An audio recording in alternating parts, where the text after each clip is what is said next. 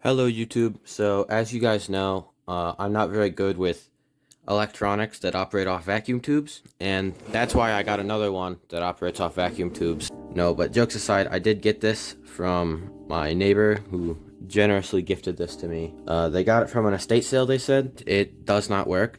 I mean, as expected, it's tube oscilloscope from the mid 60s, I assume. I did a little bit of research on this beforehand, and I did learn that this was a project kit for this college right here for their electrical engineering course. DeVry Technical Institute is what it was called. I think they're still in business. I could be wrong on that. And we really don't know much about this device. There's pretty much no information about it online. I could find one video, and the guy in the video had no schematic for it, which is understandable.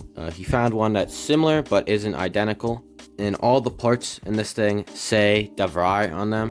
Take this tube out here. You can see, well, actually this tube doesn't. This tube says stuck. Most of the parts in here say DeVry Technical Institute on them, and I assume, if I can get this tube back in here, there we go. Sorry, I had some struggles getting the tube back in place. Anyways, I assume this was fully functional at one point, because otherwise I don't see why anyone would keep a almost fully assembled oscilloscope for years and years.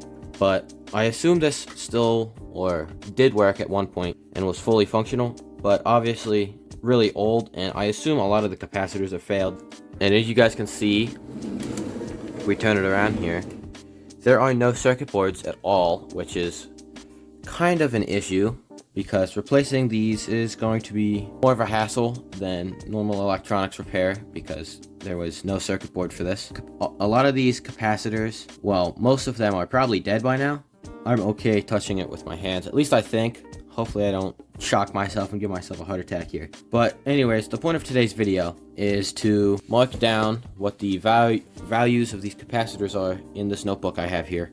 To hopefully replace them and get new ones. Hopefully all of the tubes still work. I mean, I don't know where I would find replacement ones. I'm sure they're out there, but I'm sure they're not exactly common. Like I said, there wasn't a lot of information about this online, but what I did find is someone on an old online forum said this may have been manufactured by Bell & Howell and rebranded as a DeVry Institute kit, which I went to Bell & Howell's website and another site, I forget what the site was called exactly, but it was something along the lines of Oscilloscope Museum, and I could not find any machine that looked even remotely similar to this. But luckily, there's not a ton of components. I mean, it looks like a lot, but that's mostly because there's no circuit board here.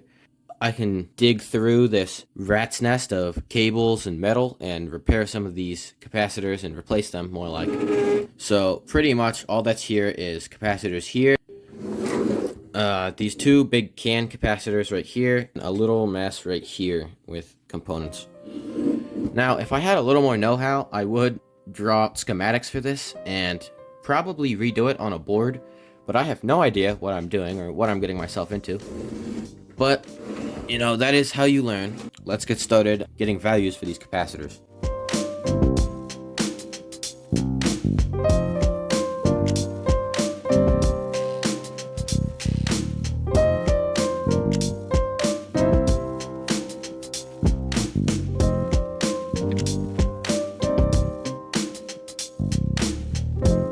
Okay, that is side one complete, I think.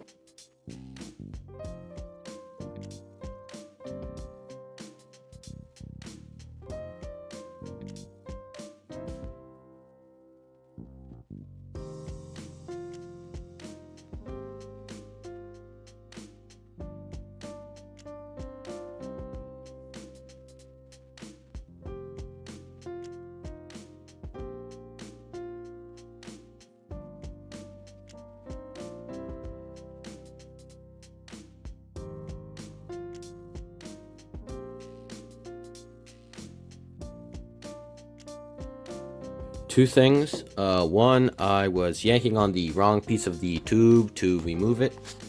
I was yanking on the plastic bit holding the tube in. I was yanking here, which was a really bad idea. I did hear a slight cracking noise. I think that was just it releasing. it should still all be intact. But yeah, guys, this video is getting pretty long, so I am going to call it here. Make sure to like and subscribe if you like this video, and I will see you next time.